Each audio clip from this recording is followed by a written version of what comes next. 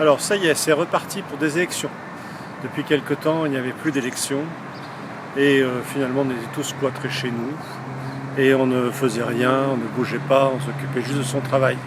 Maintenant on nous demande de voter, mais on n'a fait aucun meeting, on ne nous a donné aucun programme et il faut maintenant qu'on se décide pour des représentants. Alors la tendance est de dire il y en a marre, on en a assez, tout ce qu'on veut c'est qu'ils nous laissent tranquilles.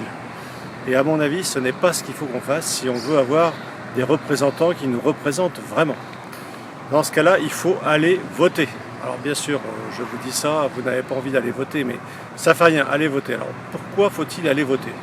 Bon, parce que je pense que si on va tous voter, j'allais dire que vous votiez à gauche, que vous votiez à droite, que vous votiez au centre, que vous votiez ailleurs, c'est important pour ne pas avoir ceux que l'on ne veut pas.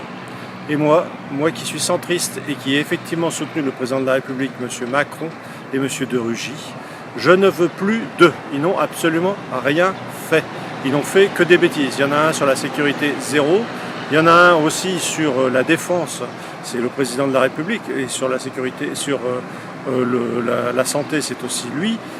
Il n'a pas fait grand-chose. Regardez par exemple pour le programme Barkhane, où on est parti lutter contre le terrorisme en Afrique, eh bien on en est sorti sans aucune explication. Et tout est comme ça avec lui, et ça change, on ne sait pas pourquoi. Regardez avec les gilets jaunes comment il a traité le problème, au point qu'il a tellement mécontenté certains qu'il y en a qui viennent maintenant pour lui donner des claques. Enfin, ce n'est pas sérieux du tout. Comme ce n'est pas sérieux, il faut que toutes ces personnes s'en aillent. Nous avons des députés qui sont des petites loques, ils ne font absolument rien. Ce sont des gens qui sont uniquement là pour que le pouvoir soit gouverné par le président de la République. Donc il faut les virer, il faut avoir une assemblée qui soit une assemblée avec des représentants qui soient de véritables représentants que nous connaissions. Alors que là, ce n'est pas le cas. Même le député de La Roche-sur-Yon, qui s'appelle M. Loiseau, il n'a pas été élu. Et le président de l'Assemblée nationale a estimé qu'il était élu et a demandé au ministre de l'Intérieur de bien vouloir le mettre sur le journal officiel, alors qu'il n'est pas élu. Il n'est pas élu, mais il nous représente. Mais enfin, qu'est-ce que c'est que ça? C'est même plus une assemblée, c'est une assemblée de personnes que je pourrais taxer même de guignols pour au moins celui qui n'a pas été élu. Ce n'est pas normal.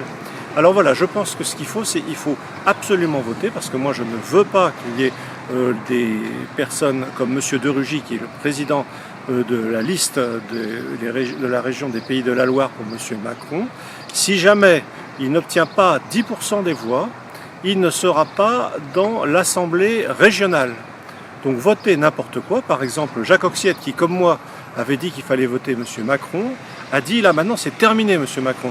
Il faut voter pour M. Garot, c'est-à-dire le représentant du Parti Socialiste. Donc voter pour le Parti Socialiste, comme a dit M. Oxiette, ou voter pour la droite, je pense que ça aura le même effet. Et par exemple, voter aussi pour le Rassemblement National, pourquoi pas?